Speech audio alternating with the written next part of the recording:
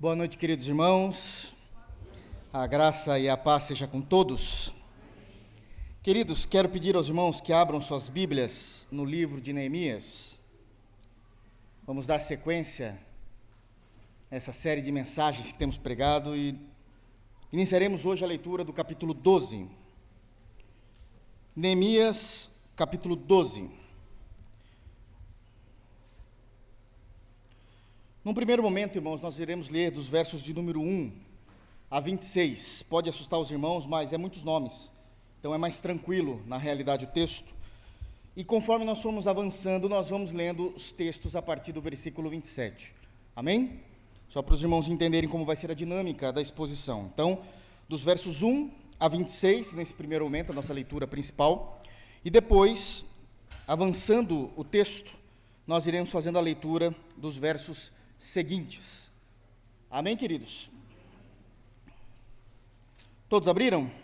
É importante que todos leiam e entendam o que o texto fala a nós. Então, Neemias, capítulo 12, a partir do verso 1, diz assim: São estes os sacerdotes e levitas que subiram com Zorobabel, filho de Sealtiel, e com Jesuá, Seraías, Jeremias, Esdras, Amarias, Maluque, Ratus, Secanias, Reum, Meremote, Ido, Ginetói, Abias, Miamim, Maadias, Bilgas, Semaías, Joiaribe, Jedaías, Salu, Amoque, Hilquias e Jedaías. Estes foram os chefes dos sacerdotes e de seus irmãos nos dias de Jesuá. Também os levitas Jesuá, Binuí, Cadmiel, Serebias, Judá e Matanias, este e seus irmãos, dirigiam os louvores. Baquebuquias e Uni, seus irmãos, estavam defronte deles, cada qual no seu mister. Jesuá gerou a Joiaquim, Joiaquim gerou a Eliasibe, Eliasibe gerou a Joiada, Joiada gerou a Jonatas, e Jonatas gerou a Jaduá.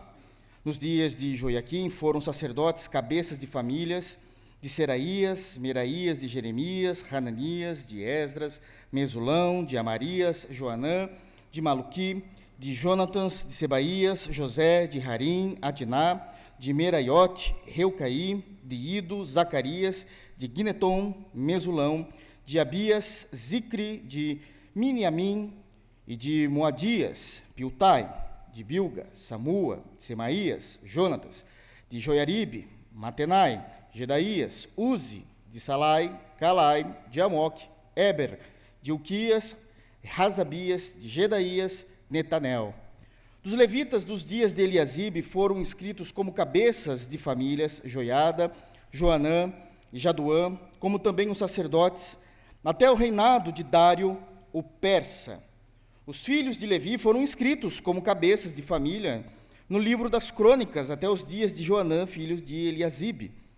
Foram, pois, chefes dos levitas, Razabias, Serebias e Jesuá, filho de Cadmiel.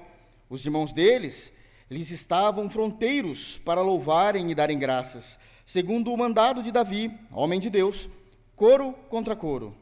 Matanias, Baquibuquias, Obadias, Mesulão, Talmon e Acube eram porteiros e faziam a guarda dos depósitos das portas. Esses viveram nos dias de Joiaquim, filho de Jesuá, filho de Josadaque, e nos dias de Neemias, o governador, e de Esdras, o sacerdote e escriba. Amém. Feche teus olhos, vamos orar, porque isto que lemos é palavra de Deus, inspirada pelo Espírito. Amém? Feche teus olhos. Senhor, a tua palavra é a verdade e nada podemos contra a verdade. O teu evangelho é maravilhoso, foi ele que nos salvou e é ele que nos anuncia as tuas obras e as tuas grandes obras e trabalhos em nossas vidas.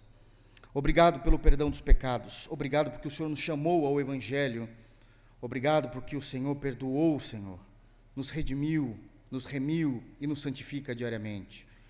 Nos ajude a amar a tua palavra e a compreendê-la. Fala aos nossos corações, que possamos nos alegrar em ti. No santo nome de Jesus que oramos. Amém. Queridos, Estamos já indo para o final, faltam o capítulo 12 e o capítulo 13, e encerramos o livro de Neemias. O capítulo 12, o foco, toda a estrutura desse capítulo, está numa celebração e num momento de adoração pelo término da reconstrução dos muros. O tema que eu quero trabalhar com os irmãos hoje, a partir desse capítulo, é a celebração a Deus nas mínimas coisas. A celebração a Deus sobre as mínimas coisas. Talvez para nós seja um pouco improvável uma compreensão exata do nível da compreensão e de todo esse movimento de adoração de um povo de Deus por causa de um simples muro. Talvez toda essa comoção, baseado naquilo que o texto diz, como eles se comoveram dentro dessa proporção, para nós seja um pouco estranho, do porquê de tudo isso por causa de um simples muro que foi reconstruído. Aliás, isto deve se dar por um problema de percepção das coisas, do agir e do cuidado de Deus. Isso é algo que realmente tem me preocupado já há algum tempo. Se nós analisarmos a história da humanidade, as 3 últimas gerações, isto é, as gerações da garotada dos 25 anos para baixo, atual, depois a minha geração, que é anterior a esta, e a geração dos meus pais, se perderam na percepção do mover da história, se perderam em compreender a percepção dos acontecimentos e vemos nessa percepção o agir de Deus, o cuidado de Deus, os detalhes de Deus em todas as coisas. Por isso, talvez para nós olharmos sem estudar todo o livro, se entrarmos diretamente no capítulo 12 de Neemias para lermos, a gente vai dizer, esse povo é doido. Fazer toda uma comoção nacional por causa de um muro. Nada mais é do que pedra sobre pedra. Essas percepções, por causa da velocidade da informação, da velocidade da cobrança, talvez até mesmo pela falta de temor a Deus que essas últimas 3 gerações têm deixado muito claro para esse mundo secular em que nós estamos inseridos, ela não faz não faz tanto sentido nas percepções do agir, da presença e da pessoa de Deus nessas mínimas coisas.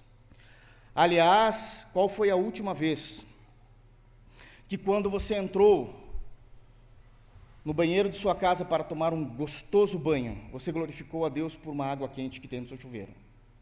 Nós perdemos a percepção dessas coisas, porque são tão normativas que nós não conseguimos mais perceber que é Deus que nos permite ter uma água quente para que nós possamos nos banhar.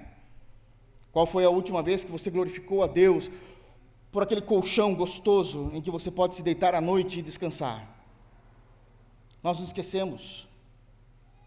Talvez a oração do Pai Nosso, que Jesus nos ensina dizendo, o pão nosso de cada dia, dá-nos hoje, Senhor. Talvez isso não faça tanto sentido para nós, porque a bondade e a misericórdia de Deus para conosco é tão grande que hoje eu tenho certeza que nenhum irmão aqui presente está preocupado com o que irá comer após o culto, porque há pão na tua mesa. Então essas percepções deixam de existir. E nós precisamos ver Deus nessas mínimas coisas. Mas também a gente deixou de ver Deus nas grandes coisas. Os irmãos que são mais próximos de mim sabem como eu amo astronomia. Astronomia, não é astrologia. Astronomia é ciência. Astrologia é algo estranho às Escrituras. E todas as vezes que nós olhamos para a Lua e conseguimos chegar próximo da Lua, quantas vezes vocês perceberam dizendo, a Lua ela é totalmente deformada, cheia de crateras. Para os astrônomos, cada cratera tem um nome, falando qual meteoro a atingiu. A Lua é toda cheia de buracos e formas redondas, porque ela recebe todos os meteoros que não chegam no nosso planeta. Isso é à toa? Nós perdemos a percepção de ver Deus. Está mais do que comprovado que nós deveríamos glorificar a Deus todos os dias por um planeta que a gente acha que não tem nada a ver com a gente, chamado Júpiter, o maior planeta do nosso sistema solar. Ele também está cheio de deformações, porque Júpiter, comprovadamente, é o grande escudo do nosso sistema solar. É ele que proíbe que os maiores meteoros atinjam a Terra. Ele é enorme. Em massa, o tamanho dele é 318 vezes maior do que o nosso planeta. Em volume, 1.321 vezes maior do que o nosso planeta. Isso significa que, num desenho 2D, somente vendo os redondos na nossa frente, ele é 318 vezes em massa maior do que o nosso planeta. Mas ele é uma circunferência, uma bola, como todos os planetas. Amém, irmãos? Esse negócio de terraplanismo é loucura. Você vai ser doente. E ele, como um bom planeta, redondo que é, para enchê-lo, para sabermos o volume dele, caberia 1.321 terras. É ele que nos defende todos os dias de não chegar grandes meteoros aqui. Como que isso é evolução? Nós perdemos a percepção de que Deus está em todos os acontecimentos o tempo todo. Todos os acontecimentos. Mas o texto fala a respeito de um muro. Essa é a realidade deles naquele momento. Um muro foi terminado. E queremos dedicar e se alegrar a Deus por esse muro. E eles fazem isso porque a percepção das coisas divinas, nas pequenas coisas, traz um significado muito grande de Deus para a vida deles. A questão nunca foi o muro em si, é o que ele significa, é o que ele traz, é o que ele aponta. E isso são percepções que precisamos ter a respeito de Deus, aonde Deus está em cada coisa. Como é bom quando nós podemos pegar um carro e pegar uma autoestrada e a gente começa a perceber que durante o trajeto da nossa viagem, nós conseguimos ver vários tons de verdes. E às vezes a gente nem percebe que Deus está em cada tom, que existe um motivo de Deus criar cada tom de verde. Às vezes a gente não se preocupa porque que o esquilinho tem aquele rabo felpudo, grandão. Porque Deus ama o que é belo. E nós não conseguimos mais enxergar Deus nessas coisas, porque a gente se perdeu nessas últimas 3 gerações. Cada vez menos os crentes oram para comer, mas se parecem cachorros quando o prato chega à mesa, desesperados por comida. Cada vez menos os crentes podem afirmar que leram a Bíblia inteira em toda a sua vida com Cristo, porque não há interesse, perdemos a percepção. Mas os judeus aqui não perderam. Eles conseguiam ver Deus no muro. E eles vão comover toda a nação por causa de um muro. Há uma história por detrás disso. Há uma historicidade em Deus, por causa desse bendito muro que eles reconstruíram, de acordo com o texto, em 52 dias. A reconstrução dos muros de Jerusalém. Como eu disse, a questão nunca é o muro em si, mas o que ele aponta. Aliás, muros podem significar muita coisa. Muita coisa. Muros podem significar, num primeiro momento, uma divisão. Uma divisão. Eu me lembro, eu era muito pequeno, tenho um vislumbre, mas eu me lembro disso. Numa noite de novembro de 1989, entrava no ar o jornal mais assistido do Brasil, Jornal Nacional. E a manchete daquele dia é: hoje foi derrubado os muros de Berlim. Eu tenho muito vago essa notícia, eu me lembro disso. Para alguns, isso é história, já é estudado em escola. Para mim, infelizmente, já é memória, né? A gente vai passando os tempos, já vai se deixando ser história para ser memória. A gente consegue se lembrar disso. uma Alemanha dominada, dividida no meio, basicamente em sua capital, 155 quilômetros de muro. A Alemanha Oriental e a Alemanha Ocidental, dominadas pelas grandes duas potências do momento. O Oriente, dominado pela União Soviética, uma Alemanha comunista, terrível, socialista, vivendo de forma precária, do outro lado de um muro simples, aqueles tijolos de bloco de cimento cinza. Uma Alemanha ocidental, basicamente dominada pelos Estados Unidos. A França e a Inglaterra estavam no meio, mas o forte era os Estados Unidos, capitalista, se desenvolvendo. A Volkswagen se desenvolve naquele momento da história. Ninguém conhece essa marca, né? Fraquinha. Até hoje. Em alguns momentos do muro, o muro era baixo, 2,30 metros. Qualquer garoto pegasse o impulso de 10 metros, saia correndo, dava um pulo no muro, conseguia pular do outro lado, 2,30 metros. Mas que estragou toda uma nação. Em alguns lugares que eles achavam mais perigosos, o muro alcançava 4,30 metros. Nada também de forma estrondosa ou impossível, mas durante todo o percurso do muro, soldados armados até os dentes, bunkers, torres.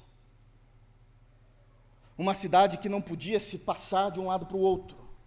Esse muro cortava as principais avenidas de Berlim, impedindo que continuassem, cortava trilhos de trem, separou famílias, filhos, parentes. Eles não podiam sequer conversar durante 28 anos após o fim da Guerra Fria. Muros, divisões. Mas nem sempre muros são físicos. Às vezes os muros são emocionais e criados em nosso coração. Muros em que nós construímos. Construímos por alguns motivos. Há vários, cito alguns apenas. Muros construídos por causa de traumas passados. Como é difícil derrubar um muro desse. Muros construídos por causa de traições, seja de família, amigos, colegas, igreja, trabalho. Muros construídos por causa do pecado contra nós, daquilo que fizeram, de como fomos machucados. Muros construídos por questões financeiras. O dinheiro é capaz de unir pessoas, não o amor, mas o dinheiro. O dinheiro é capaz de separar pessoas. O dinheiro é capaz de fazer um novo ser humano vir à vida. Se eu der o golpe do baú, eu estou bem. O dinheiro é capaz de tirar a vida. Se eu matar, eu fico com o dinheiro. Muros. Muros são construídos por causa, e talvez esse seja o motivo mais, me perdoe a expressão, imbecil, por causa de política. Famílias destruídas por causa de partidos políticos, de homens, que ainda que alguns se aproximem mais daquilo que nós pensamos, sem Cristo, estão indo para o inferno. Estão indo para o inferno. Famílias destruídas, amigos destruídos, relações, sociedades, por causa de políticas. Mas também há momentos em que os muros não simbolizam divisão. Pelo contrário. Há momentos em que os muros simbolizam cuidado, proteção, união e vida. E é justamente nesse ponto em que os judeus têm uma percepção de Deus nesses muros. Esses muros não causam divisão, não para nós. Esses muros é um símbolo do Deus Todo-Poderoso que nos puniu durante 70 anos em um cativeiro por causa dos nossos pecados, da nossa idolatria, mas que nos amou e de forma demorada nos traz de volta e nos cerca com seus muros na cidade do grande Deus, Jerusalém. E dentro desses muros, nós veremos o cuidado, a provisão e a chance de uma nova vida com Deus. Esses muros nos unem. E é nessa percepção que os judeus estão olhando para esses muros e querem celebrar a Deus através desses muros.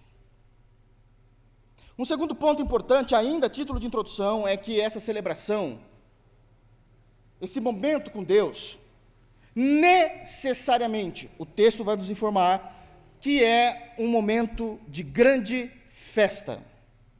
É um momento de alegria. Muito barulho. Muito barulho. Muitos pulos. Muita dança. Muitos comes e bebes. Muito louvor. Muita adoração. Alegria é o que vai manter toda esta celebração. E aqui já é um tapa em toda a teologia que entende que o crente não pode ser feliz na expressão da sua adoração. Que não pode haver alegria, um som mais alto, um som mais parrudo. Porque Deus quer isso deles. Deus está trabalhando dessa forma. Quando nós avançarmos no texto, é dito que os louvores eram ouvidos até muitos e muitos quilômetros. E Deus assim queria. Deus assim queria. Um povo em festa. Um povo cheio de graça, com sorriso. Eles entenderam, aliás, os judeus entenderam isso muito bem, e como eu queria que os cristãos entendessem isso. Os judeus entenderam que a música, ela tem algumas características que são extremamente importantes. A primeira característica da música, quando a Bíblia nos fala sobre música, é que a música, ela é universal. Ela alcança todos os povos, todas as idades, todos os países. Ela é universal. Segundo, a música como louvor a Deus, ela é transcendental, ela transcende eras, ela transcende aquilo que nós conseguimos olhar com os nossos olhos físicos e vai até o coração de Deus. E isso é uma singularidade maravilhosa da música. Ela consegue chegar nisso. E a música, ao mesmo tempo, ela é algo relacional. A música, ela mexe com a gente. Uma das coisas que os judeus entenderam é, primeiro, vamos falar de música? Coisa simples, rápida. Não sou especialista, mas o básico a gente sabe. Ritmo. Os judeus entenderam que o ritmo, a gente está falando de tempo na música. O tempo. O ritmo é capaz de mexer com a nossa estrutura muscular. Ritmo é capaz de aumentar as batidas do nosso coração. Isso é comprovado cientificamente. Deus nunca viu isso como algo anormal. Deus achou sempre isso lindo. Mexendo, se relacionando. Segunda coisa, a música tem que ter melodia. Se não tiver melodia, não é música. Eu vou abrir minha boca e eu sei que eu vou ser julgado. É por isso que o funk carioca não é música. Não tem harmonia e não tem melodia. Tem um falatório. E tem um tum, tum, tum. Isso aí a Laísa faz. Minha filhinha. Amém, irmãos? Vocês são crentes, né, irmãos? Isso é extremamente importante. Mas, vejam bem, a melodia é aquilo que é cantado de forma gloriosa. E ela tem um relacionamento tão grande com aquele que ouve, com aquele que canta, que a música ela é capaz de fazer o indivíduo estar alegre num minuto, no outro minuto ele está chorando. Isso é música. É relacional. Uma terceira característica da música, que vai ser falado muito sobre isso aqui no texto, é que, e aqui exige um pouquinho mais de compreensão intelectual, é a sua harmonia. De uma forma muito simples, muito rasa, aquele conjunto de sons maravilhosos, que quando nós conseguimos prestar atenção, a gente diz, isto é belo, isto é uma boa música, olha como ela é trabalhada, olha como ela é feita. E Deus quer ser adorado através de músicas, diz esse texto, com ritmos pulsantes, com uma boa melodia naquilo que é falado e com a beleza de uma harmonia. Dito isso, agora nós vamos conseguir entender o que está em Neemias, capítulo 12. Amém? Irmãos, eu não vou ler com os irmãos, novamente, dos versos 1 a 26, mas eu quero trazer algumas lições importantes. Em primeiro lugar, a memória. O que eles estão fazendo aqui? A memória de todo percurso até a conclusão da bênção de Deus. A memória de todo percurso até a conclusão das bênçãos de Deus. Percebam comigo, por favor, que dos versículos de número 1, nós não vamos ler novamente, porque já lemos, e são vários nomes. Então, dos versos 1 até o versículo 7, o que está sendo exposto aqui nessa genealogia? Primeiro, eles estão repetindo uma genealogia. Eles já tinham falado isso no capítulo 10. E voltam a falar no capítulo 12. Para qualquer pessoa desavisada, vai dizer assim, mas por que ser tão repetitivo assim? A grande questão é que eles não estão sendo repetitivos. O ponto é que eles estão usando essas genealogias para motivações diferentes. No capítulo 10 era para fazer a aliança. Os irmãos se lembram disso? Aquela aliança feita entre o povo e Deus. Mas agora, no capítulo 12, é para afirmar todo o histórico, todo o percurso, tudo o que aconteceu, até que esses muros fossem concluídos. Percebam que no versículo de número 7, eles começam a falar, no versículo de número 1, falando de sacerdotes e levitas. Olhem lá, versículo 1, são estes os sacerdotes e levitas. E eles vão citar o seguinte, subiram, ainda no verso 1, com Zorobabel. E eles começam a falar toda essa genealogia, juntamente com Zorobabel, ainda no verso 1, tem um outro personagem importante, Jesuá, versículo 1. E agora eles começam a desenvolver toda a cronologia desta genealogia, até que chega-se no versículo 7 e diz assim, Salu, Amoque, Hilquias e Jedaías, estes foram os chefes dos sacerdotes e de seus irmãos nos dias de Jesuá. O que eles estão proclamando aqui dos versos 1 a 7? Eles estão falando da primeira caravana que saiu da Babilônia depois dos 70 anos. Eles olham para os muros e não vê apenas os 52 dias de trabalho. Eles olham para os muros e vê que existiu uma geração que veio antes deles, saindo da Babilônia. Eles estão falando dos sacerdotes e dos levitas, isso é, dos líderes espirituais que vieram da primeira caravana com Zorobabel. Qual é o ano em que a gente está falando disso daqui? 536 antes de Cristo. Termina-se, a Babilônia cai. O Império Persa toma com toda a força. Ciro é o rei. E Ciro olha para os judeus e diz, sumam daqui. O Deus de vocês querem que vocês saiam. Eu não vou comprar briga com o Deus de vocês. Saiam e ainda vocês serão abençoados, terão ofertas, mas vão embora. O que os judeus fizeram? Calma, a gente vai. Mas não é assim.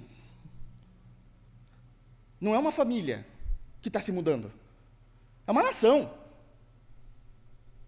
É uma nação se mudando no 6º século antes de Cristo. Não tem rodovias. Não tem como ser rápido. Não tem animais para todo mundo subir. Muitos vão a pé. É muitos dias de caminhada, cerca de 44 dias caminhando sem parar. Uma vez que eles param, aumenta os dias. Eles precisam descansar, dormir. Tem gente de idade, tem crianças. Não é assim. A gente tem que programar. E chegando lá, o que tem lá? Não tem mais nada, está tudo destruído. Os irmãos se lembram disso, como está a situação de Jerusalém. Então, em 536, sai a primeira caravana.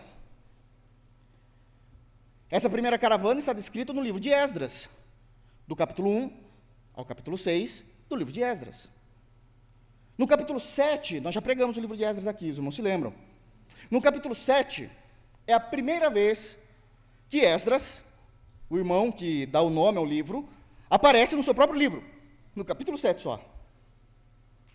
E diz Esdras 7 até o final, agora é o retorno com Esdras, a segunda caravana. Só tem um detalhe, sabe quando que Esdras saiu da Pérsia, até então Babilônia, saiu em 458.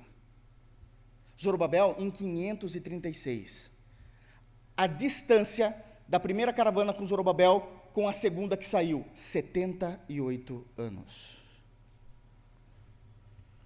Não estamos falando de coisa de uma semana, de 15 dias. É um trabalho enorme fazer isso. Não é oba-oba. Como que eu levo todo mundo? E o pessoal que foi primeiro? Essa garotada que ficou, tem que esperar crescer, senão não dá, vai morrer todo mundo. Espera crescer um pouco. Tem várias questões que para nós não faz sentido, que a gente coloca dentro do carro e vai embora. Coloca no cadeirão e já era. Tem problema. Não vamos errar nunca, tem GPS. A gente não conhece o caminho, porque muitos nasceram lá, na Babilônia, nem sabe como que volta. Não tem mapa, não tem GPS. Hoje a gente coloca e fala, vamos embora. Tem problema. Mas naquela época não. Então a segunda leva, a segunda caravana, que é com Esdras, saiu 78 anos depois. Eles estão trazendo à memória todo o percurso e fazendo tudo isso. Então no 7, fala-se dessa primeira caravana. E aí eles começam a partir do 7 falando dos levitas, até que no versículo 24 é dito: foram, pois, os chefes dos levitas, Hasabias, Serabias e Jesuá, filho de Cadmiel, os irmãos deles que estavam fronteiros para louvarem e darem graças, segundo o mandato de Davi, homem de Deus, coro contra coro. Olha só, olha onde eles estão chegando. Está falando do período de Davi, está falando umas coisas assim, está muito distante, estão relembrando coisas antigas. 25, Matanias, Baquibuquias, Obadias, Mesulão, Talmão, Acube eram porteiros e faziam guardas aos depósitos das portas. Estes, agora prestem atenção no versículo 26, estes viveram nos dias de Joiaquim, filho de Jesuá, filho de Josadaque, e nos dias de Neemias, o governador, e de Esdras, o sacerdote e escriba. No versículo 26, agora chegamos cronologicamente no tempo presente do livro. Ou seja, depois de 78 anos, é o período de Esdras, que é o sacerdote e escriba, e tem a última e terceira e última caravana, que veio com Neemias, que é o livro de Neemias. E ele sai em 444. 444. A distância da caravana de Esdras, 458, são 14 anos. Então, somando a primeira caravana de Zorobabel, até chegar na caravana de Neemias, são 78 anos, mais 14 anos, totalizando 92 anos. Até todo mundo conseguir sair da antiga Babilônia, agora destruída, e chegar em Jerusalém. A gente está falando de quase um século. De quase um século. E eles estão trazendo à memória tudo aquilo que Deus fez e como foi todo o processo. Não foi só chegar e ter um muro. O muro em si é muito pequeno daquilo que está significando para eles. Foi um século para nós conseguirmos chegar, todo o povo, em Jerusalém, porque um dia nós pecamos contra Deus. Foi mais tempo eles retornando para ter vida com Deus, 92 anos, do que o tempo que eles ficaram em punição no cativeiro, 70 anos.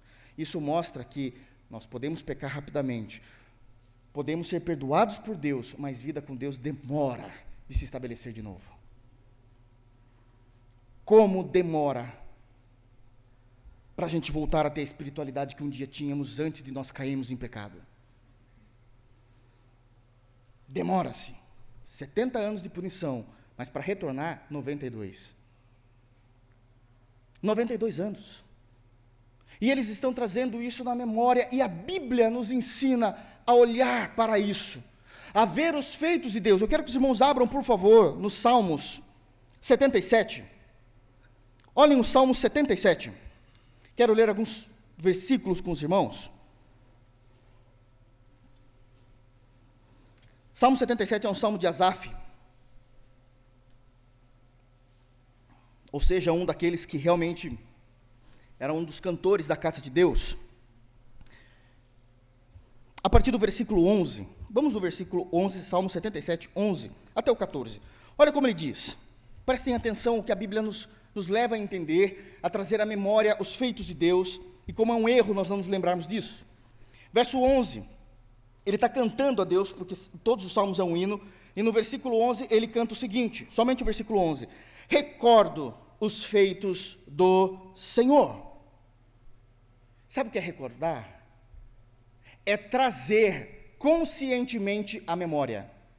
Não é aquele pensamento que em algum momento do dia surge como um lapso na sua mente, você fala, nossa, lembrei de uma coisa antiga. Não.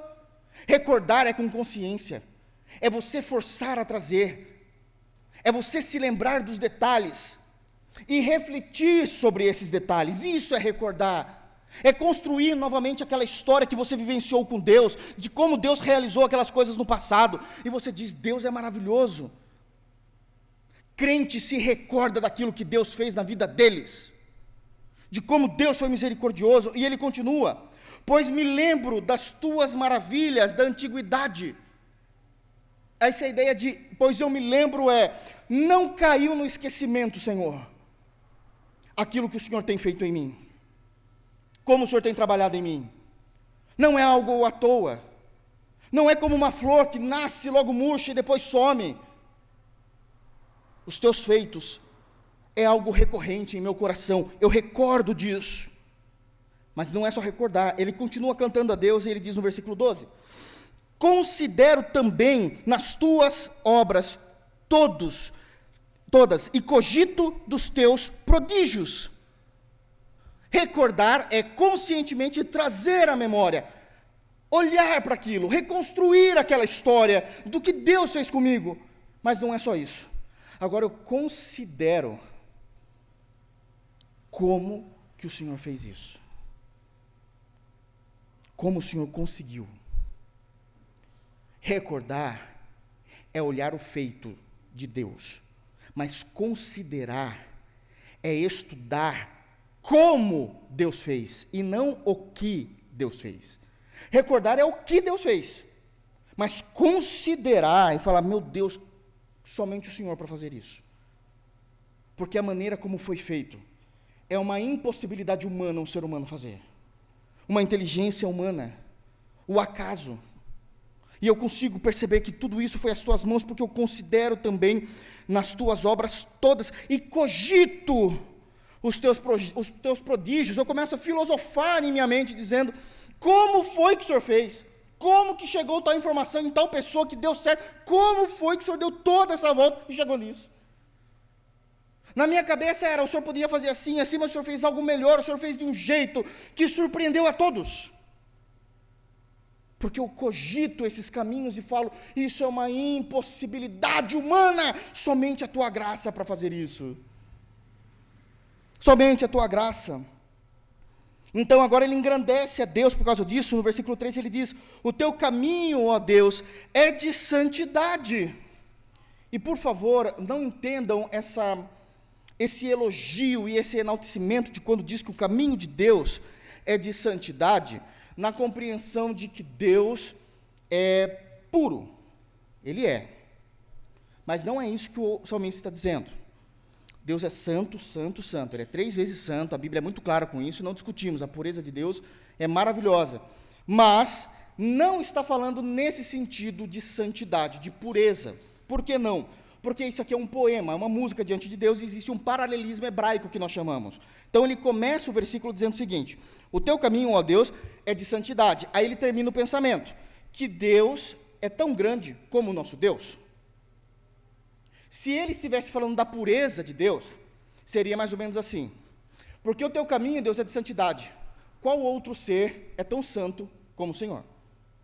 Aí ele está falando dessa pureza. Mas a comparação do paralelismo hebraico, dessa poesia hebraica que ele está falando, é da singularidade de Deus. Qual Deus é como o Senhor? Porque a palavra santo é separado, é único. O Senhor é um Deus único, somente um ser único e singular como o Senhor consegue fazer o que o Senhor fez. Qual outro Deus que os homens possam adorar, que é como o Senhor? A resposta está ali implícita, nenhum. Então ele está falando da particularidade, da singularidade. Aliás, quando a Bíblia fala que nós somos santos, não está falando somente que nós somos aqueles que amamos a pureza. A santidade significa que nós somos um povo separado. Santidade, hagios no grego, significa separados para Deus. Aliás, isso é uma das marcas da igreja, deveria ser. Que nós somos um povo separado. Amém, irmãos? Mas é isso que está dizendo o que significa santidade. E aqui então está falando dessa natureza singular. Quem é como o Senhor? Ninguém. O Senhor é o único da sua espécie. Não há outro Deus além de ti. Por isso que somente o Senhor pode fazer tudo isso que o Senhor fez. Porque não há nenhum outro Deus grande como o Senhor. E no 14 ele termina, dizendo, tu és o Deus que opera maravilhas, e entre os povos tem feito notórios o teu poder. E nós destacamos isso porque somente o Senhor faz essas maravilhas. Entre os povos, até os outros povos dizem, o nosso Deus não fez isso não. Os nossos deuses pagãos não fazem isso não, nunca vi. Eles nem nos respondem. Vocês se lembram em 1 Reis 18, que o Elias começa a ser sarcástico com os outros profetas lá de Baal? Seu Deus não vai responder? Ele fala umas coisas absurdas lá. Ele fala, será que ele está dormindo? Será que ele está viajando? Talvez esteja indo no banheiro e não conseguiu te atender. Ele fala isso, só que está em hebraico, daí deixa mais bonitinho. Mas ele está dizendo isso, será que não está usando banheiro? Ele está zombando. Tá aí o seu, ele clama, Deus vem com a língua e come todo o sacrifício. Então todas as nações reconhecem o poder, que ele é único, que ele é singular. As Escrituras nos levam a essa compreensão.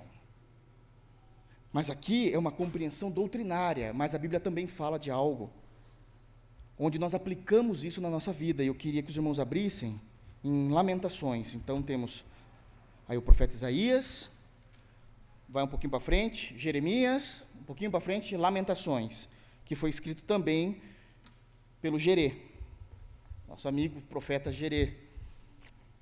Jeremias. E Lamentações é algo maravilhoso, porque nós temos 5 capítulos nas Lamentações de Jeremias. Cada capítulo, eu nunca preguei aqui Lamentações, mas cada capítulo de Lamentações de Jeremias é um poema específico. Geralmente a base desse poema são 22 versos. Por quê? São acrósticos, ele segue cada letra do alfabeto hebraico, começando a sua poesia. Esses poemas é a tristeza.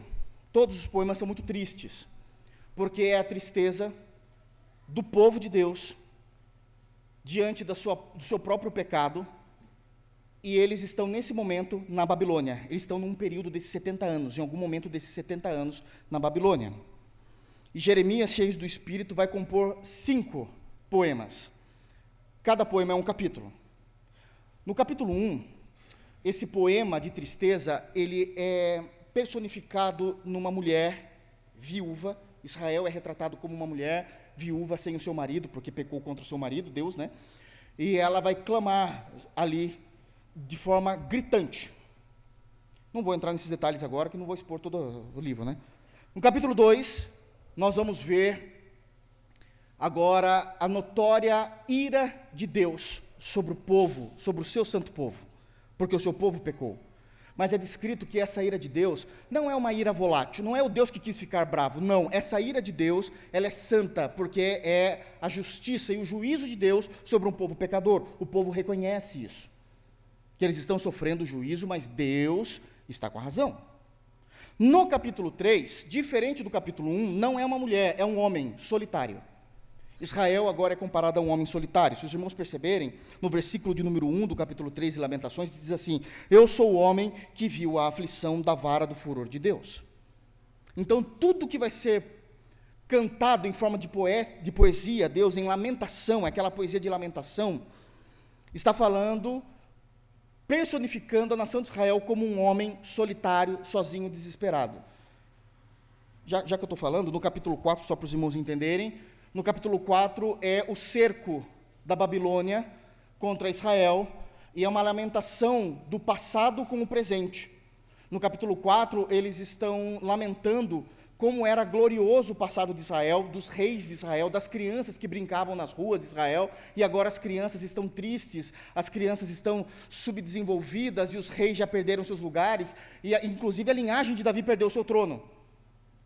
Isso no capítulo 4. E no capítulo 5 é o desespero de toda a nação. Então nós vamos ver pais clamando, mães clamando, os reis clamando, os príncipes clamando, todos clamando numa lamentação para que Deus tenha misericórdia. E o livro não termina de forma bonita. O livro termina dizendo, porque eles estão ainda no cativeiro, Deus não os livrou, e eles dizem, o Senhor vai nos manter aqui até quando? O Senhor realmente desistiu de nós? Então ainda existe uma incógnita nesse sofrimento. Tá? E no capítulo 3, então voltando para essa personificação do homem, irmãos, do versículo de número 1 até o versículo 20, é só lamentação pesada do que eles estão sofrendo. Então, por exemplo, o versículo 1 já fala do furor de Deus. Olha só, no versículo 2 diz assim, ele me levou, ele é Deus, né? Me levou e me fez andar em trevas, em escuridão, em aflições, em angústias, e não na luz. No versículo 3, deveras ele volveu contra mim a mão de contínuo todo dia. O que é volver? A mão que me abençoava todos os dias, agora é a mão que me julga, que me machuca. Ele mudou o mover da mão, porque Deus está julgando Israel. 4, fez envelhecer a minha carne, porque o sofrimento faz as pessoas envelhecerem, e a minha pele despedaçou os meus ossos. 5, edificou contra mim e me cercou de veneno e de dor. É como se fosse feito fortalezas, como os muros mesmo, né? Mas esses muros não são de pedra, são de venenos, são de dores. Para onde eu vou, eu sou afetado. Então ele está trazendo essa lamentação pesada. Quando ele chega no versículo 18, ele vai dizer, então disse eu, já pereceu a minha glória, como também a minha esperança no Senhor. Ele já está ficando quase que desesperado. Irmãos, são 70 anos de punição. Você não aguenta um dia de dor no seu dedinho. 70 anos de cativeiro. Eles estão quase perdendo, eles estão sentindo na pele o que é a ausência de Deus, por causa do seu pecado. É isso que vocês querem? Deus virou o rosto para eles. E fez com que Israel experimentasse o máximo possível de sua ausência, não ouvindo as suas orações, pelo contrário, pesando a mão sobre eles, diariamente, propositalmente. Lamentações é seríssimo esse livro. Eles estão basicamente perdendo a fé. Por isso ele diz no verso 18, já pereceu a minha glória, como também a minha esperança no Senhor. Lembra-te da minha aflição e do meu pranto, no absinto e do veneno. É como se Deus pegasse cada ser humano dentro do judaísmo e colocasse num aquário com venenos. E Deus se alegrando do que ele está fazendo. E Deus estava mesmo. Porque Deus estava fazendo a justiça não por meio de Cristo nesse momento. É só tristeza. Versículo 20, minha alma continuamente os recorda e se abate dentro de mim. A minha alma continuamente os recorda do quê? Desse sofrimento todo, desde o versículo 1, e se abate dentro de mim, até que ele toma uma postura, e ele diz, quero trazer à memória o que me pode me dar esperança. Eu preciso trazer à memória quem era Deus antes dele nos punir com a Babilônia. Aí ele começa a trazer. E sabe o que ele faz? A partir do versículo 22 até o final do capítulo 3, esse homem só cita versículo bíblico. Ele vai para as Escrituras. E ele começa dizendo, por exemplo, o versículo 22, as misericórdias do Senhor são a causa de não sermos consumidos, porque as suas misericórdias não têm fim. Isso aqui é Malaquias 3. 23, renovam-se a cada manhã, grande é a tua fidelidade. Isso é Salmo 33. A minha porção é o Senhor, diz a minha alma, portanto, nele esperarei. Salmo 16. E ele começa a citar os versos para trazer esperança ao coração dele. Eu preciso trazer à memória aquilo que me traz esperança. porque a Bíblia está nos instruindo, como diz lá em Neemias 12, recorda-te de tudo o que Deus fez por você. Recordar o que Deus fez em nós é gratidão a Deus.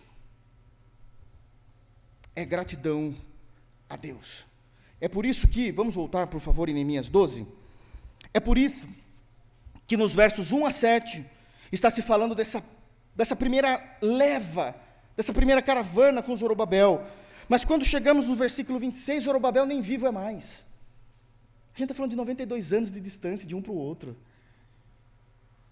Mas aquilo que Deus começou há um século atrás, Ele foi trazendo, até que se concluiu os muros, e chegamos no versículo 26, dizendo, e isto aqui agora é o período de Neemias, que nós estamos escrevendo, que é o governador, e de Esdras, o sacerdote e o escriba.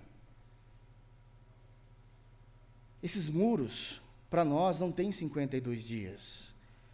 Esses muros, para nós, têm um século. Tem uma história. Não é simplesmente muros, é toda a minha história para com Deus. Tragam à memória aquilo que lhe traz esperança. Segundo lugar, precisamos celebrar a Deus por cada vitória que Ele nos dá.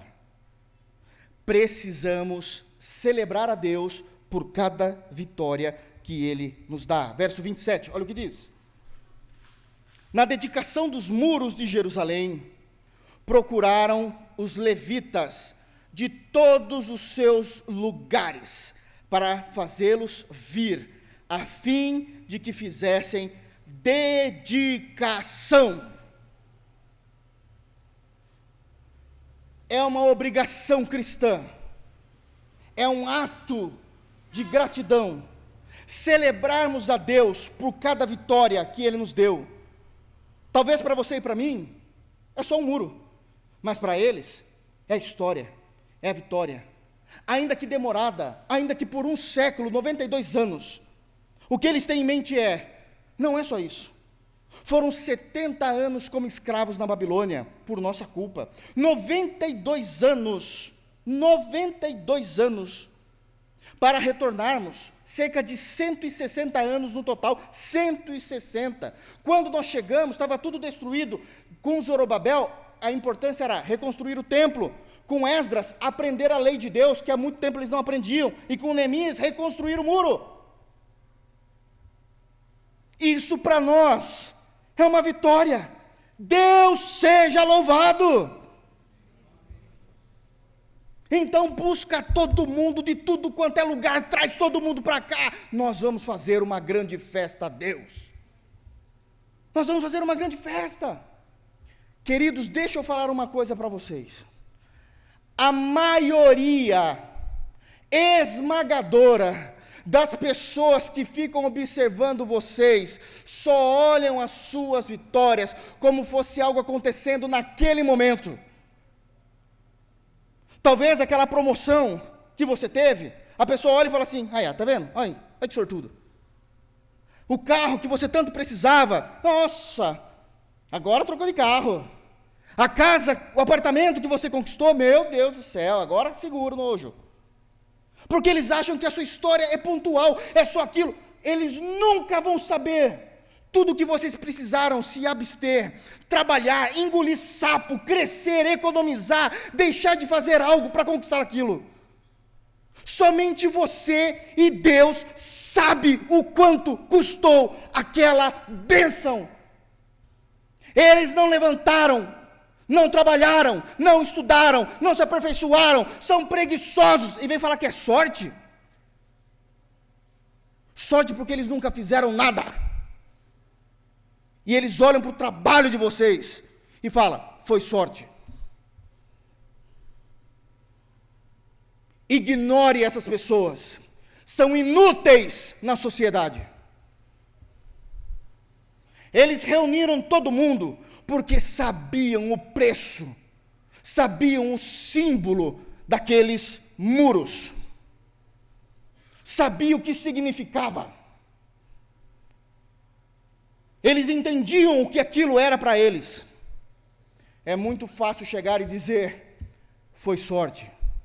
O cara que levanta às 11 horas da manhã, com 20 anos, preguiçoso, para aquela mulher fuxiqueira, que se diz crente e não faz nada para o reino. Ignora. Uma das coisas que nós precisamos aprender, quem é que está falando de nós? Não tem obras, não tem vida, não tem piedade, não traz ninguém para perto de Cristo. Filho do diabo, ignora. Ignora. Você precisa saber quem é você em Cristo Jesus. Você precisa saber. Ter convicções dessas coisas. Terceiro, não é só celebrar pelas vitórias. Ainda no versículo 27, olha o final, em terceiro. A celebração tem que ser com alegria. Final do versículo 27. Para fazê-los vir, a fim de que fizessem a dedicação com alegria, louvores, canto, símbolos, alaúdes e harpas. Se não for para ser assim, nem faça. Primeiro, é para festejar com alegria. O que é alegria? É o estado vivo de satisfação. Alegria é contentamento, alegria é júbilo, alegria é regozijo, alegria é ter prazer naquilo que está sendo feito. Em outras palavras, louvor a Deus se parece muito mais com festa de casamento e aniversário do que com velório.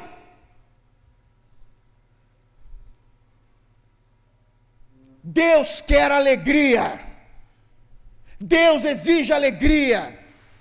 Não é aquele negócio morto, com notas que nos levam à depressão. É festa. Segundo argumento aqui, ó, diz aí, louvores, não é só alegria, louvores, sabe o que é isso?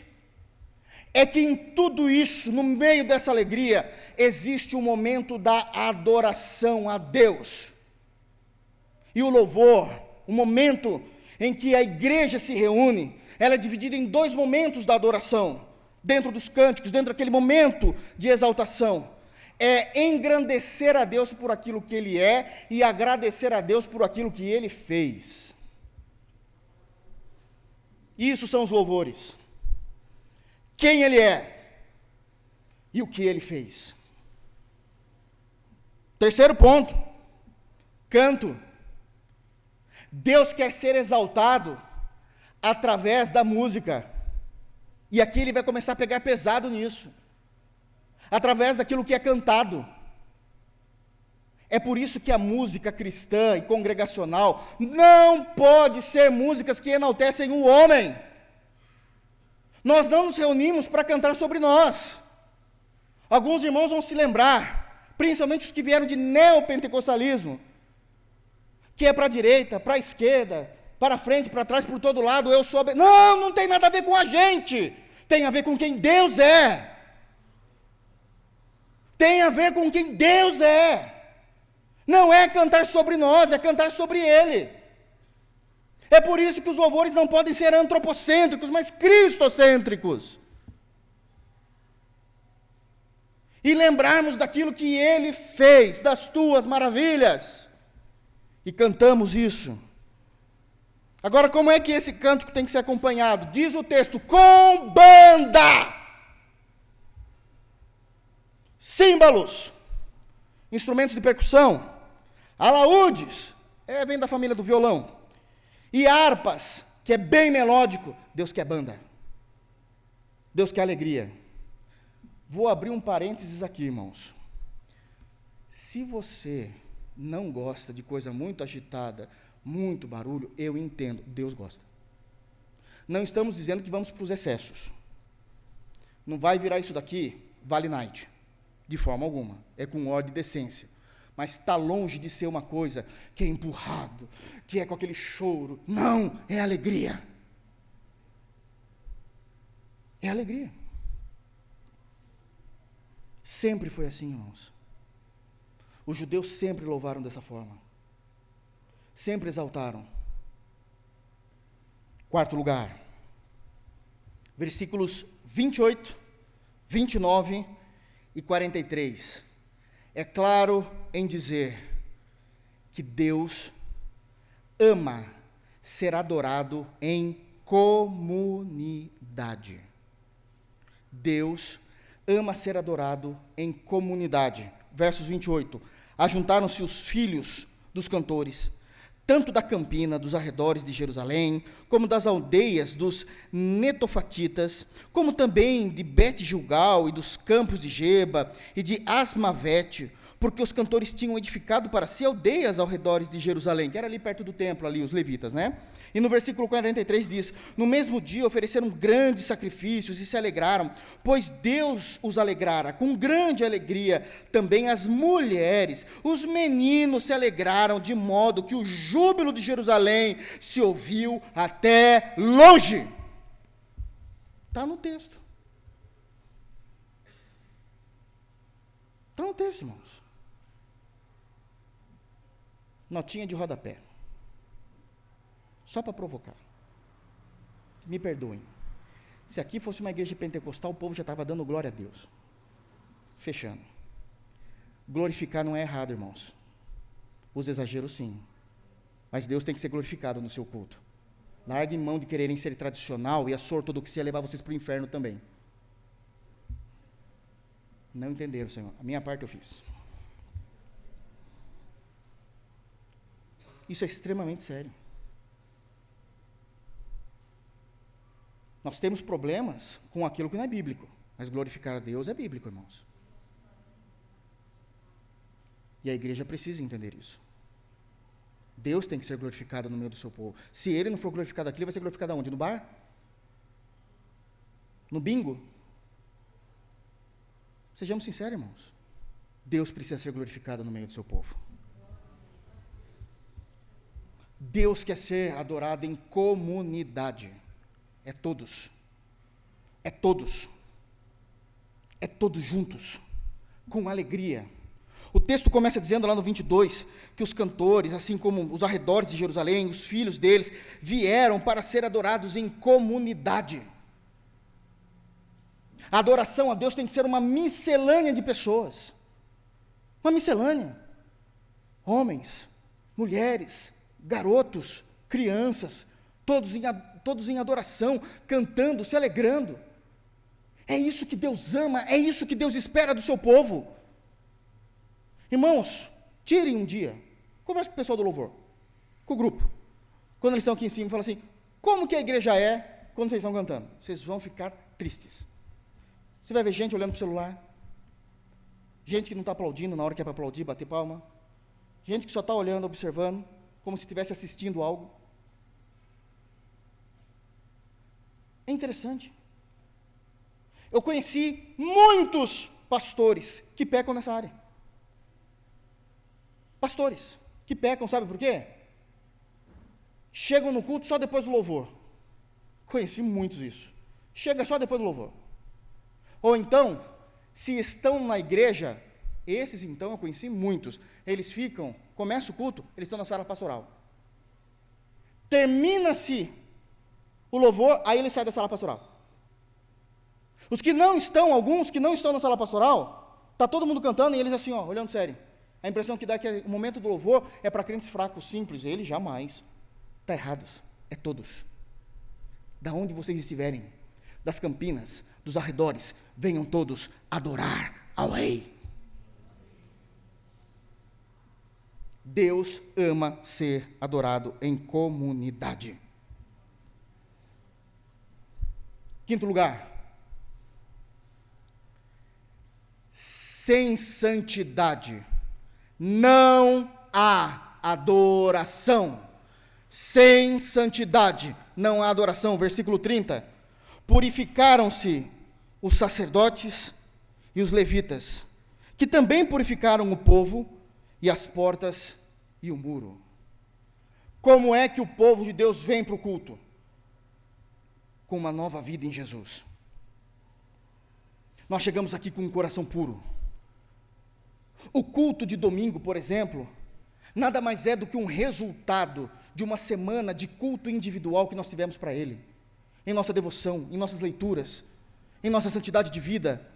Nós não chegamos aqui no domingo capengando, nós chegamos aqui com um coração puro, amando a santidade, amando aquilo que Deus ama, com as mãos limpas para que possamos levantar e adorar o Rei da Glória.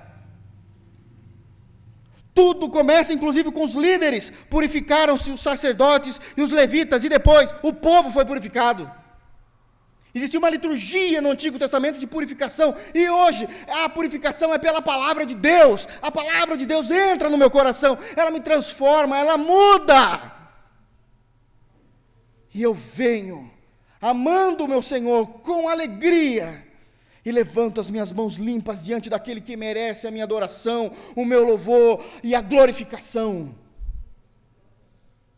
Sem santificação, Deus não aceita o seu louvor. Está claro como a luz do meio-dia. Claro. E ainda é dito, no versículo 30, que não apenas o povo, juntamente com os líderes, foram purificados, mas e as portas e o muro. Significa que eles entenderam que das portas ou dos muros para dentro de Jerusalém, esse lugar é santo, esse lugar é puro. É verdade que no Novo Testamento nós não consagramos mais objetos a Deus. Na Nova Aliança não tem o porquê fazer isso. Mas nós consagramos a nossa vida para Deus, que agora é o novo templo de Deus. O teu corpo é o templo do Espírito Santo. Nós não consagramos as portas de Jerusalém, não consagramos os muros, mas nós nos consagramos a nós mesmos. Tudo aquilo que temos, tudo aquilo que possuímos, nossa casa, nosso carro, nosso trabalho, todo momento é um ambiente para a glória de Deus. Porque a gente entendeu que quer comais, quer bebais, façam tudo isso para a glória de Deus. É assim que nós somos como crentes.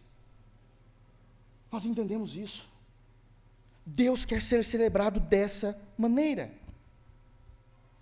E agora, dos versos 31, e agora a gente vai ter que ir até lá, não tem o que fazer, até o 43. Nós temos uma última lição que é importantíssima. Deus, prestem atenção, Deus quer ser celebrado, cultuado, adorado com a bela forma da arte. Está no texto. Com a bela forma da arte. Leiam comigo.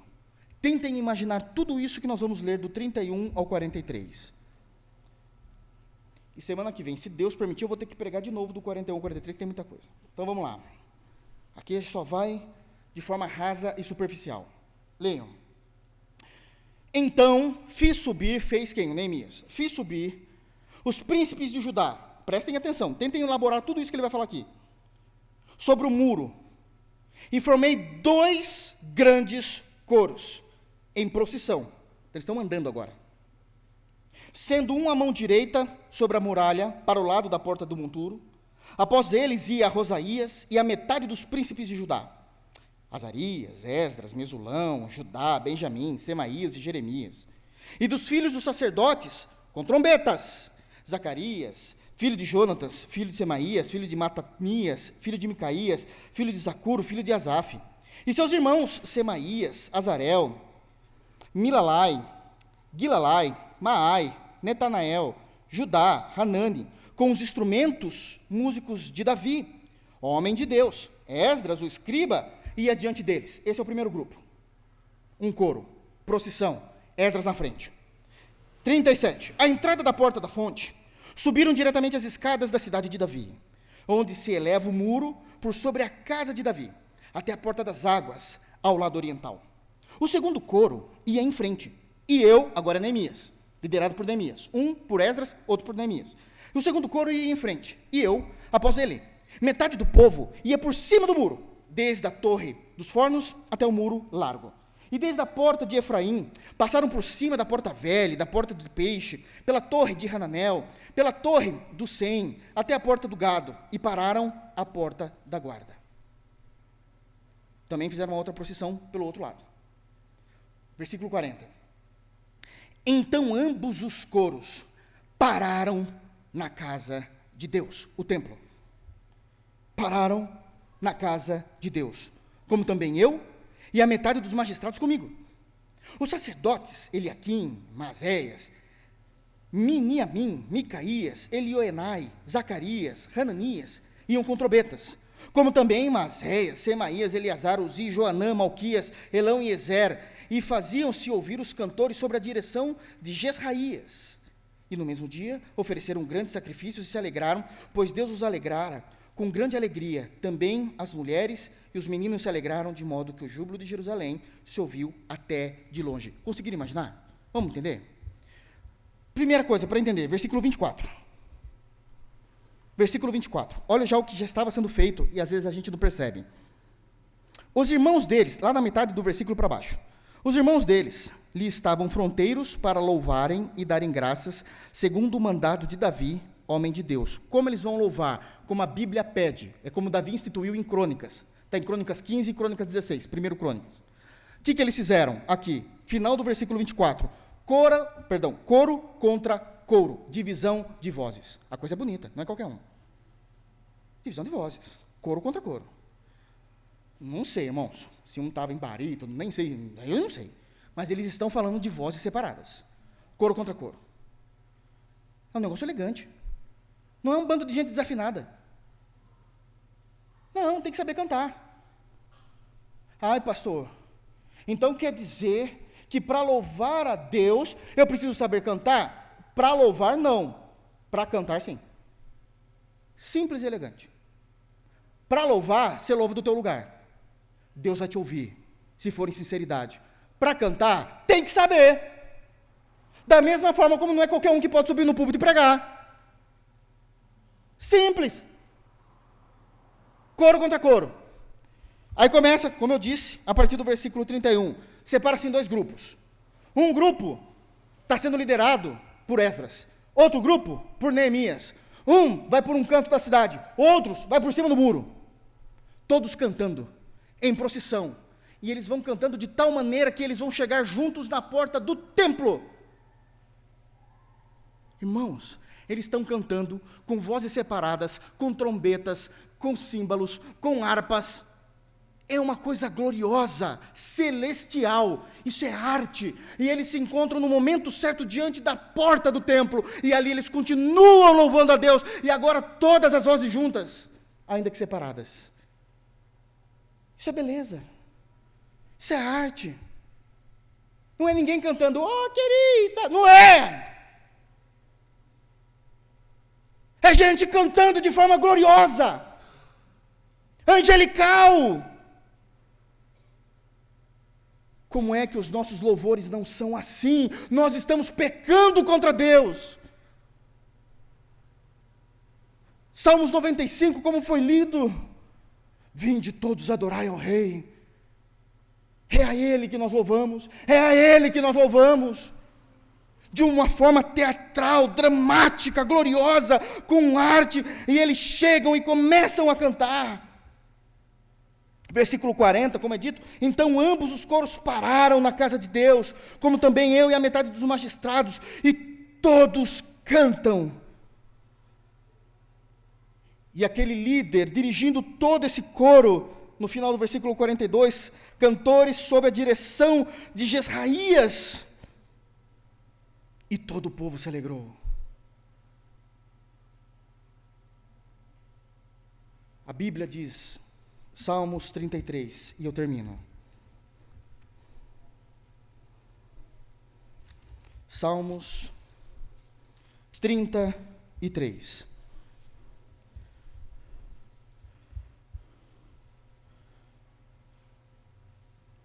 Está numa linguagem que talvez a gente não entenda para os dias de hoje, mas diz o Salmos 33, os versos 1 a 3.